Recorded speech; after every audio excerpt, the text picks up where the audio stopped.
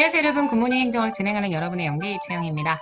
자, 우리 오늘 3장 챕터 2 조직 구조론 3일에 걸쳐서 진행하려고 합니다. 조직 구조론이 워낙 양이 많아서요. 여러분들이 헷갈려 하시는 조직의 구조 변수, 조직의 원리 요거 하나 하고요. 관료제, 탈관료제 이렇게 하고 그다음 정보조직 체계까지 해서 3번으로 나누어서 진행하려고 합니다.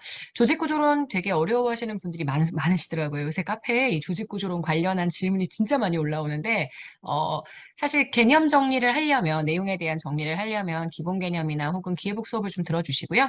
여기서는 복습 개념으로 내용들을 정리한다고 생각하시면 됩니다. 자, 우리 1번부터 들어가도록 하겠습니다. 일단 조직 구조는 조직의 정말 스트럭처죠. 조직의 목표를 달성하기 위해 조직은 각자 달성하고자 하는 목표가 있습니다. 그 목표를 달성하기 위해 조직의 업무를 수직적, 수평적으로 연결한 설계도입니다. 비교적 이 설계도로 인해서 안정된 행동 관계의 유형들을 보여줄 수가 있고요. 이 조직의 구조의 특성을 보여주는 기본 변수에 보통 복공집 이렇게 얘기하죠. 복잡성, 공식성, 집권화 이게 기본 변수고요. 그 기본 변수에 영향을 미치는 상황 변수가 규모나 기술이나 환경 이렇게 있다는 거 알고 계실 거예요. 그래서 복공집, 규기환 보통 이렇게 얘기를 합니다. 조직의 복잡성 중에 수평적 복잡성을 다른 말로 수평적 분화라고 얘기를 하죠. 수평적 분화는 조직을 횡적으로 분화시키는 직무의 분업입니다. 두 가지로 나누어 볼 수 있다고 얘기를 했는데요. 관료제 하에서는 기본적으로 직무의 분화 혹은 작업 과정의 분화라고 표현했고요. 탈관료제에서는 인적 자원의 전문화로 나타나기도 합니다. 자, 집권성입니다. 의사결정이 상층부에 집중되어 있는 정도가 집권성이고요. 조직은 상하 직위 간 의사결정 권한의 배분 정도에 따라 조직에 만약에 탑이 모든 의사결정권을 다 가지고 있으면 집권화, 만약에 바텀에게 권한을 나누어 주게 되면 분권화가 된다라고 얘기할 수 있습니다. 그래서 집권성, 의사결정의 권한을 설명하는 개념이다. 이렇게 보시면 되고요. 다섯 번째, 회로가 기술의 유형을 두 가지로 나누죠. 과제의 다양성, 그리고 문제에 대한 분석 가능성. 그걸로 구분을 했고요. 분석 가능성이 제가 중요하다고 했습니다. 매뉴얼을 만들 수 있는 정도라고 얘기를 했죠. 그래서 보통 루틴하고요. 엔지니어링 이렇게 두 가지의 기술이 분석 가능성이 높습니다. 표준적인 업무 처리 절차를 만들 수 있다면 그건 이게 기계적 구조에서 가능한 기술이라는 것을 의미하게 됩니다. 자, 그에 비해서 톰슨은 기술을 개인 및 부서 간의 과업 연결 정도에 따라 중개, 메디에이션, 연계, 우리 롱 링크드라고 표현했죠. 집약, 인텐시브 이렇게 세 가지의 기술 형태로 구분을 합니다. 그래서 페로는 네 가지, 그다음 톰슨은 세 가지 이렇게 기술의 유형 구분하고 있다는 거 아실 거고요. 자, 7번입니다. 조직 원리는 바람직한 조직 설계의 기준, 관점, 가정을 제시한 거죠. 사이먼이 굉장히 싫어했습니다. 고전적 행정학자들이 요걸 마치 격언처럼 사용하고 있다. 이래서 비판을 많이 했었고요. 사실 그 내용은 올해 9급에도 출제가 되었던 내용이죠.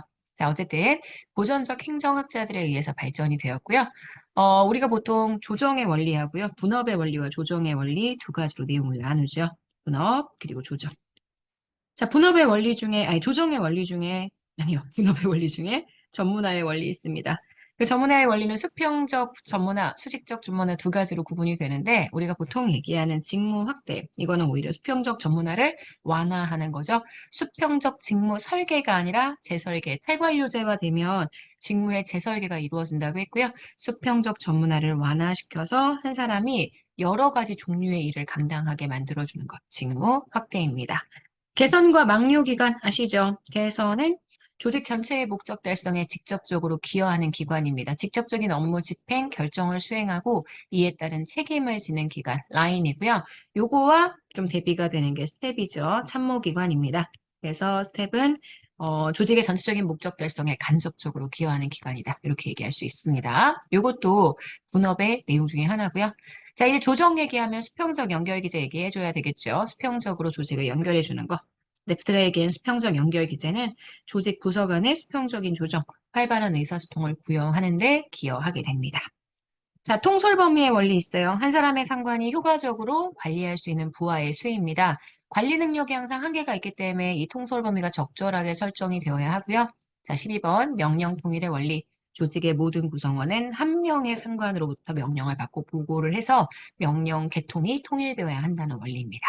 자, 여기까지 보면 조직의 구조 변수와 조직의 원리, 두 가지의 원리를 정리했다고 생각하시면 돼요. 자, 문제 들어갑시다. 1번입니다. 조직 구조에 대한 설명으로 옳은 것 이랬죠. 복잡성은 조직의 분화 정도를 의미합니다. 맞습니다. 단위 부서 간의 업무를 세분화시키는 것은 수직이 아니라 수평적 복잡성이고요. 그래서 1번 틀렸어요.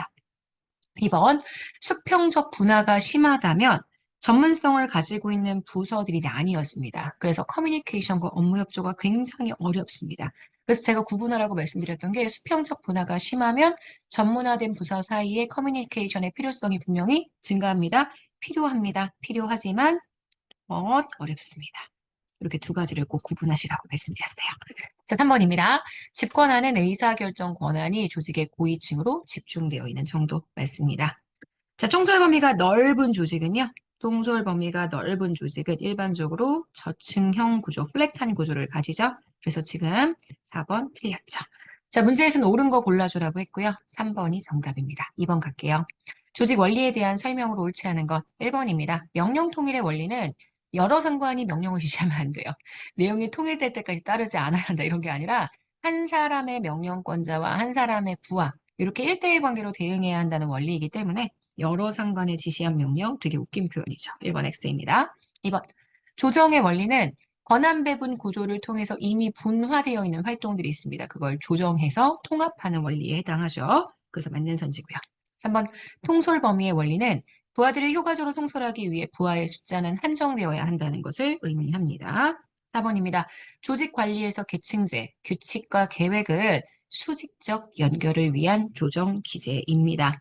조직을 수직적으로도 연결할 수 있고요. 수평적으로도 연결할 수 있습니다. 수평적 연결 기제의 대표적인 게 태스크포스나 프로젝트 팀과 같은 팀제거든요. 계층제를 만들고 계층 직위를 추가하고 그다음 공식적인 규정을 만드는 것들. 이런 건 다 수직적인 연결 기제라고 봐주셔야 합니다. 자, 그럼 문제의 정답 틀린 거 1번입니다. 자, 여기까지 보시면 우리가 조직 구조는 첫 번째 주제 정리했습니다. 내일은 관료제, 탈관료제, 월요일 기념으로 할 거예요. 여러분, 오늘 정말 즐겁고 행복한 일요일 보내시고요. 오늘 하루 여러분 거예요. 최선을 다해서 잘 마무리해 봅시다. 내일 만날게요. 안녕.